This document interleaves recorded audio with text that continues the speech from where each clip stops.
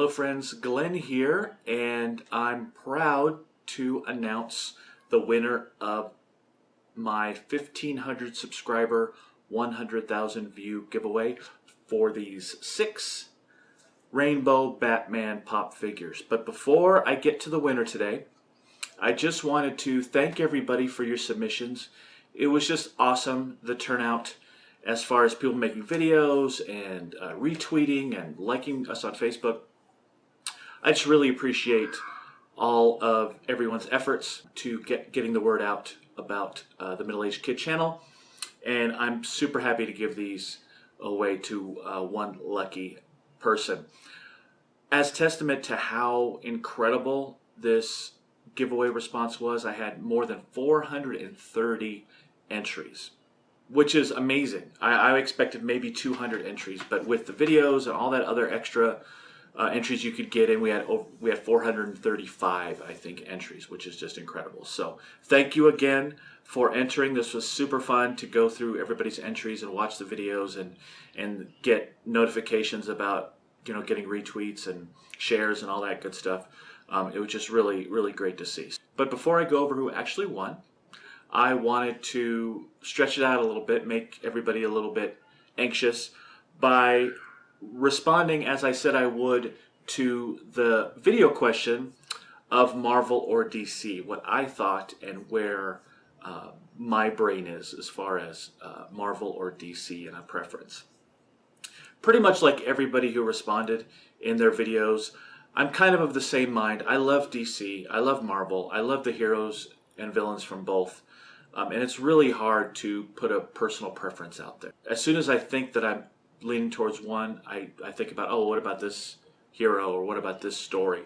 But I have to say that Marvel is really where my heart is, and the reason is pretty simple, but it's something I've thought about quite a bit. When we're talking about Marvel versus DC heroes, DC heroes are way over the top, and they're way powerful. They're what I would consider epic. If you think about the Trinity, first of all, starting with Superman. The fact that Superman is pretty much all powerful. If you followed Superman through the years, he's pretty much been able to do anything that you would want him to do at some point or another. You know, he doesn't always have the same powers, but he's almost always all powerful. Very few weaknesses. His weaknesses come from very specific areas. But you could say that about a lot of the other DC heroes as well. Wonder Woman, she can fly. She's super strong. She you know, basically is unkillable. You know, again, over the top, epic. You know, you can add powers here or there wherever you want to, and it still fits that character. That's kind of what I'm looking at. Now, I can say those two, and let's go into the rest of Justice League. The Flash. His counterpart in Marvel is Quicksilver. You'd never be able to see Quicksilver, you know, doing the things that the Flash can do.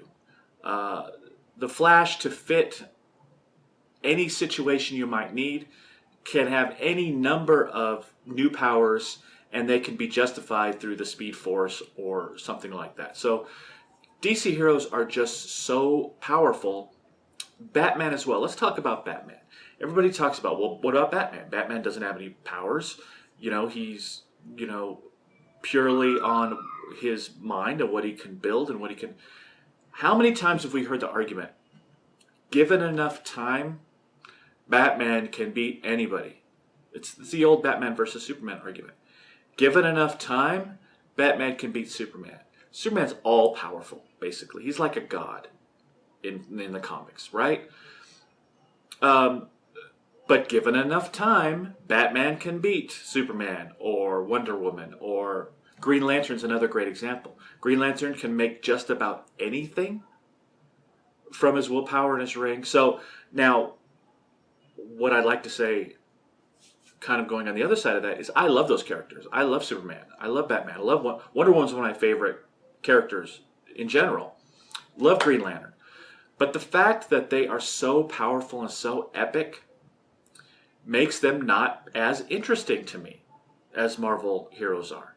Marvel, their heroes, they have some very powerful heroes, but they're to say they're more grounded, I guess, is a okay way to say it. But I was thinking about this last night.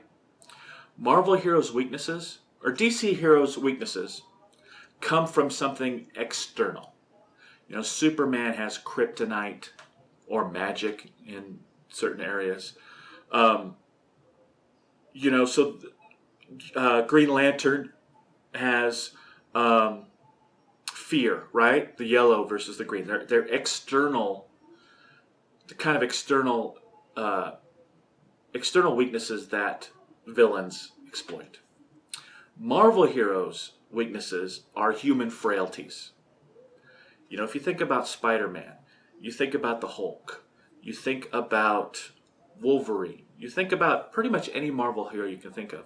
Their weaknesses are their own mindset, their own emotions, their own shortcomings as human beings are their weaknesses. And they're not as powerful to begin with, but when the weaknesses they do have come from within, for the most part. So that to me makes Marvel heroes more interesting to me.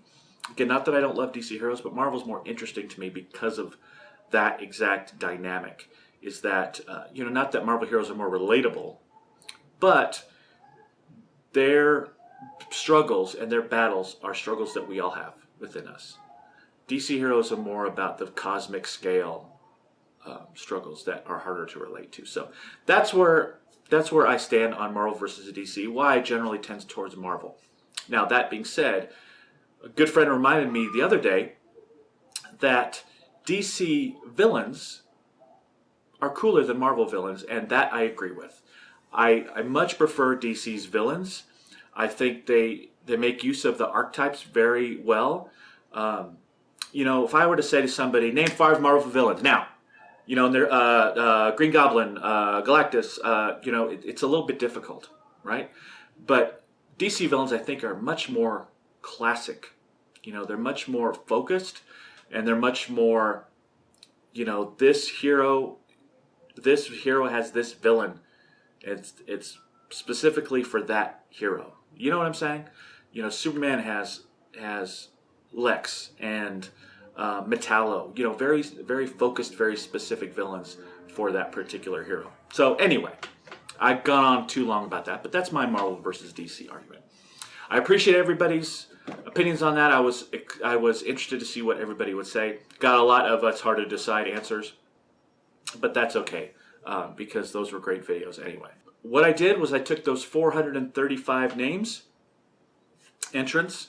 Some people had more than one. You know, if you did a video, you had 5, and you know, you do all the different things I asked you to do. You had more than one, and I plugged them into randompicker.com, which is basically a site where you can put in an entire list of names, and it'll come up with a winner. So that's what I did, and the winner of our 6 Batman pop figures is Delilah, better known as Mrs. Funko Pop. I was excited when that came up. I didn't know who was going to win, and when her name came up, I was very excited because we've had some interaction. She made a great video for me as well. So congratulations, Delilah Lopez. You are the winner of the Funko Pops. So as soon as I get your address information, I'll get those sent out to you. But that's pretty much it for this video. Again, I wanted to thank everybody for watching and subscribing and giving those great submissions. We're already over 1,800 subscribers, so I'm closing in on 2,000 very quickly, and I'm going to have another major giveaway at 2,000, so might even eclipse this one. So that's, you know, I've gotten 350 or so subscribers in less than 2 weeks, or about 2 weeks. So super excited about where the channel's going. We have lots of videos coming up, 2 just today, including this one, and we've got a lot going on coming up in the near future. Other than that, as always, check out our social media feeds. Leave those comments down below. I love hearing from you guys and interacting with you. And we will see you with the next video. Bye-bye. Thanks.